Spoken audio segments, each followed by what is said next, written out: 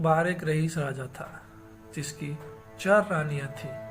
वो अपनी चौथी रानी को सबसे ज्यादा प्यार करता था और उसे महंगे कपड़ों से लादे रहता और बेहतरीन खाना खिलाता था। उसे महंगे कपड़ों से लादे रहता और बेहतरीन खाना खिलाता था। वो उसे केवल सबसे अच्छा देखता था। वो अपनी तीसरी पत्नी से भी बहुत प्यार करता था और उसका आसपास के राज्यों में बखान करता था, मगर उसे डर था कि वो एक दिन उसे किसी और के लिए छोड़ देगी। वो अपनी दूसरी पत्नी से भी प्यार करता था और वो उसकी हमराज थी और उसके साथ हमेशा सहानुभूति, इज्जत और धैर्य से रहती थी। जब भी राजा को कोई परेशानी होती वह उसे बताता ताकि वह राजा को उस परेशानी का हल बता सके। राजा की पहली पत्नी राजा की सबसे वफादार थी और राज्य और उसकी दौलत बढ़ाने में बहुत मदद करती थी, मगर वह अपनी पहली पत्नी से प्यार ही नहीं करता था। एक बार राजा बीमार पड़ गया और उसे समझ आ गया कि उसके पास समय कम है, इसलिए उसने अपनी चौथी पत्नी से पूछा कि मैंने सबसे ज़्यादा प्यार तुमसे किया है और तुम्हें सबसे बेहतरीन चीज़ों से नवाजा है और तुम्हारा सबसे ज़्यादा ध्यान रखा है। अब जब मैं मरने जा रहा हूँ, क्या तुम मेरा साथ देने के लिए मेरे साथ चलोगी? तब उसकी चौथी पत्नी ने जवाब दिया कि बिल्कुल नहीं। उसकी बात राजा के दिल में छुरी जैसी चुभी। अब दुखी राजा ने अपनी तीसरी पत्नी से पूछा कि मैंने सारी जिंदगी तुम्हें प्यार किया है, अब मैं जा रहा हूँ, क्या तुम मेरे साथ चलोगी?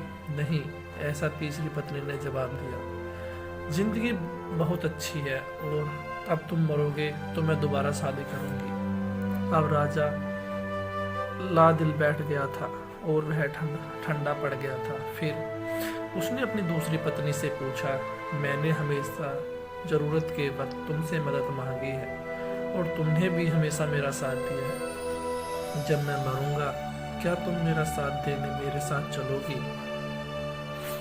माफ करना, इस बार मैं तुम्हारी मदद नहीं कर सकती, दूसरी पत्नी ने जवाब दिया। ज्यादा से ज्यादा मैं तुम्हारी कब्र तक छोड़ सकती हूँ।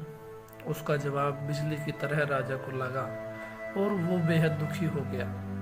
तभी एक आवाज आई, मैं आपके साथ चलूंगी और जहां आप जाओगे वहां चलूंगी। राजा ने नजर घुमाई तो उसकी पहली पत्नी खड़ी थी। वो बेहद कमजोर थी क्योंकि वो खाती नहीं थी। दुख से भरकर राजा ने कहा कि जब मेरे पास मौका था तब मुझे तुम्हारा बेहतर ध्यान रखना चाहिए था।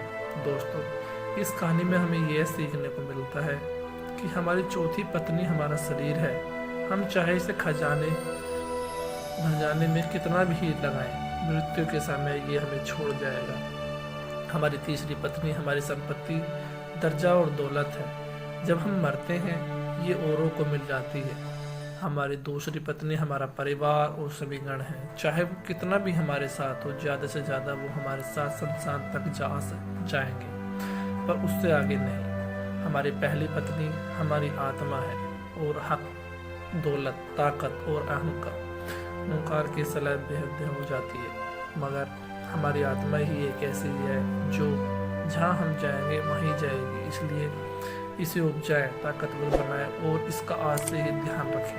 यही दुनिया का सबसे बड़ा तोहफा है। धन्यवाद दोस्तों।